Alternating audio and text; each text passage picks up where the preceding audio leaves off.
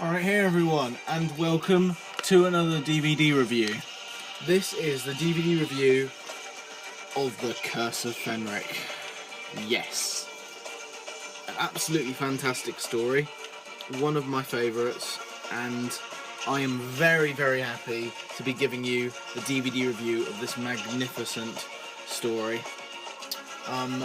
Yes, so let's just get right into it. So obviously we have the BBC logo at the top, then we have the Doctor Who logo there, we have a Curse of Fenric written there, and then on the picture we have Ace and the Doctor, and we have all these Fenric zombies right there, which is really cool, and then we have Sylvester McCoy years on the bottom.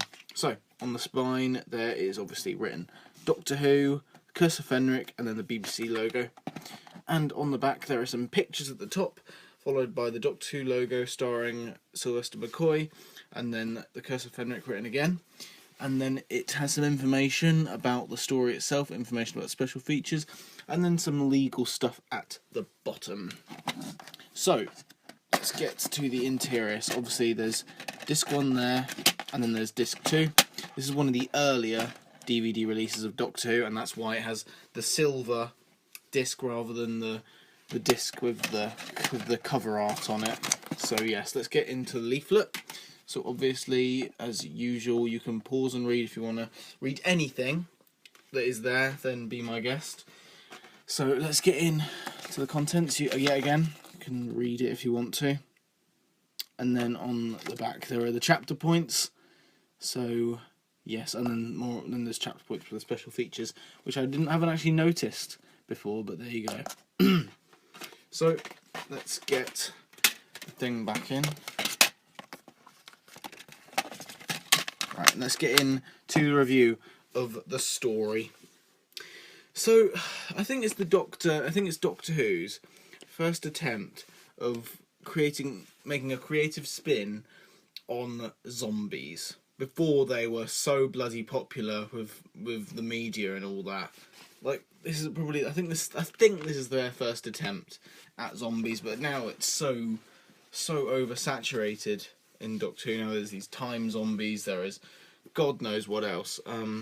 But yeah, I think this is a brilliant one, and I think this is such an excellent story, and it's and for some it's Sylvester McCoy's best story. Some people it's their favourite.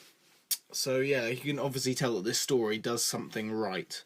So yeah, it's such a dark and gothic story. That's another thing I have to say.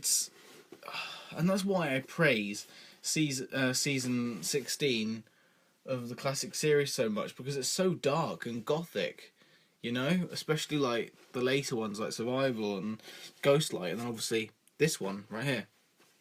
Really, really good. Really good.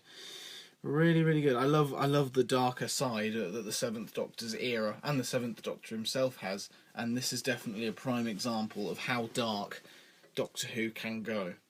And I think I have to praise it so much on that. And as for the final season of Classic Who, there is that whole Ace trilogy where there is character development for, well, Ace, for her character. Obviously there's every single episode her character is developed more and more, which I praise season 26 because of that as well, and this story is no exception. It is brilliant in that aspect as well.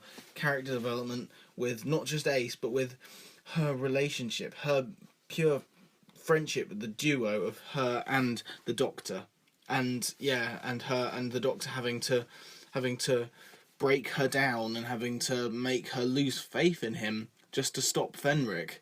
And I think, that idea for the story is so brilliant. It's so good. I can't praise that enough. It's such a brilliant idea, and it really does develop their friendship. And I really, really think that if Doctor Who continued past season 26, I think that there'll be so much more potential with this friendship and everything, and with other people joining the TARDIS, like, you know, Bernice Summerfield and all that other jazz that goes on in the Virgin New Adventures. I think there was so much wasted potential for the TV show, and it's a shame that it didn't go past Survival. It's such a damn shame, and it really hurts me to think that, you know, just a real shame, to be honest, a real shame. So yeah, a real shame. Oh dear. Yeah, so the next part is I think the idea of Fenric, I think it's brilliant. I love how it links to the story and the setting, how the idea of Fenric is very much full circle. It goes straight back to what the location is of this story, and it really does go full circle. And I love that Doctor Who pun there. But, you know, I just really love that. And I think, just so many things this story does right, to be honest. It's really good. Yeah, and I gotta say that the pacing in this story is also very good. I think every single episode, every single part of this story, like, the threat just grows ever so much, and just a little bit more each time. Like, it's just an ever-growing threat, and it just keeps going. And the story has so much depth with the whole, like, the Nazis coming ashore, because the story is based in, obviously, the Second World War around that time. And I love the whole having loads of different subplots going on in the background. It really does give depth to the story, with the Nazis coming ashore and the Doctor and Ace having to bargain with them to save their lives, and also, you know, to try and salvage the village, you know, from being under attack by these zombie-like creatures. And I really do like that. And going back to faith and religion, I love how it's a false sense of security in a way, because at first you think having faith in something saves them, because obviously the vicar, he has a really strong faith in God, and he holds up his Bible at these zombies, and they cower in fear, and then it kind of like reverses, and, like, you know, when it's Ace's you know, case, how she is under, you know, she and the Doctor is under attack, and Fenric just still attacked, but the way to stop him is by her losing faith in the thing she believes in, and that's the Doctor. And I love that. It's such a good idea, like, the whole thing. Really good. Yeah, and the scenery, you know, it's a really good scenery. It doesn't really, you know, detract from the story. I think it really does add.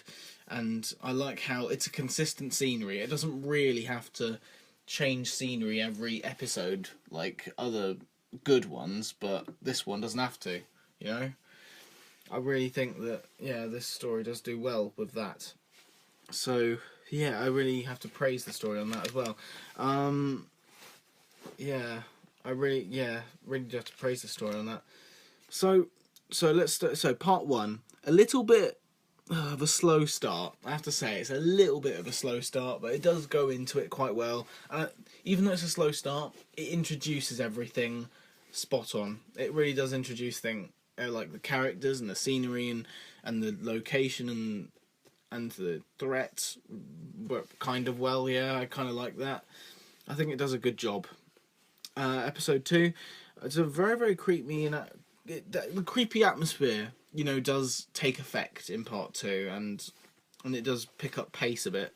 Part 3 is epic, you know, there's a lot more action in part 3, and especially in part 3, and most of all in part 4, obviously, because it's the finale of the story. But I love that, and yeah, part 3 is very, very good, you know, and it keeps you on the edge of your seat, because you don't know what's really going to happen. And then in part 4, it's a really good conclusion, actually. I mean, maybe like the afterwards of solving the problem and the threat, I think it does get resolved a bit too quick. I mean, like, you know, just a little bit of discussion at the end. It's a little bit short-lived. I think the reflection on, you know, the Doctor having to trick Ace to defeat Fenric. I think the discussion, like saying, "I'm sorry, Ace," like, I think I was a little bit rushed, in my opinion. But apart from that, it's a spot on An absolutely spot on story. And so with those nitpicks in mind, I'm going to have to give it a 9.5 out of 10. A 9.5 out of 10. I do. I think it's still a brilliant story, and I highly recommend you pick this one up, especially if you're a Sylvester McCoy fan, because this is my second favourite Sylvester McCoy story. So, there you go. There was the review of The Curse of Fenric. So, moving on from that, we can rip up this piece of paper, as we always do, and we get to pick out the next DVD review to happen on the channel. So, I have a selection of episodes in this bowl, in the bowl of doom, and you know, I'm just going to pick out one of them for the next time. So let's just get into it. Let's get one. Alright, got one. And it is... Oh, okay. It's Death to the Daleks. That one is another, it's kind of a solid story. It's not that bad at all. Death to the Daleks. And to replace Death to the Daleks in the Bowl of Doom is a spontaneous story, and I think it's quite a solid one. Very solid. It is Doctor Who and the Silurians. I don't mind it. I really don't. So in it goes. There you go. I'm still dreading having to review Underwater Menace someday. But anyway, there you go. There was that, and there was the review of The Curse of Fenric. I hope you enjoyed. Stay tuned for the review of Death to the Daleks, and I will see you guys next time. Goodbye.